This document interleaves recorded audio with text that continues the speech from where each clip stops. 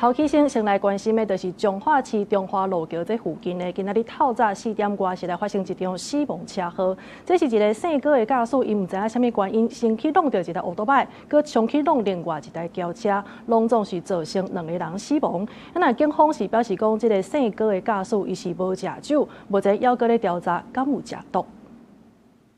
奥多摆徛伫路的后壁，一台轿车驶真凶，就安尼弄到机车，所落来规台车失控，弄到桥墩了后，佮弄到另外一台轿车，车祸弄甲真激烈，现场路苍苍，警消接到通报，随赶去现场救援。机车的部分是一名男性啊，年约64岁，左手截肢，然后左大腿开放性骨折。那路桥上面的对向的车子是一名女性啊，年24岁，也没有什么明显的外伤，但是也是呈现 O 卡。 这站车祸发生伫8日透早4点外，一位姓郭的驾驶驶伫彰化市中华西路甲晓用路口，唔知影什么原因，先去弄到机车，佮冲去路桥，弄到对向车道的轿车，互弄到姓吴的机车驾驶，参姓王的轿车驾驶伤势严重，送病院急救，人嘛是救无回来。俩事的驾驶参互弄到的轿车身体受伤，俩事驾驶的老爸表示，对受害者家属感觉真歹势。 我感觉歹势，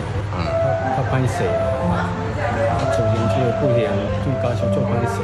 初步检验肇事自小客车驾驶无酒精反应，目前该驾驶尚在医院急救中，无法实施毒品快筛。本分局已向地检署检察官申请鉴定许可令状，以厘清是否有施用毒品驾车之可能。 警方表示，初步检验，俩事的这个姓郭的驾驶酒测值是0，但是伊人目前昏迷咧医治，无法度做毒品快筛，当咧申请做血液检验。警方要来厘清这个驾驶敢有吸毒赛车。记者杨淑晴综合报道。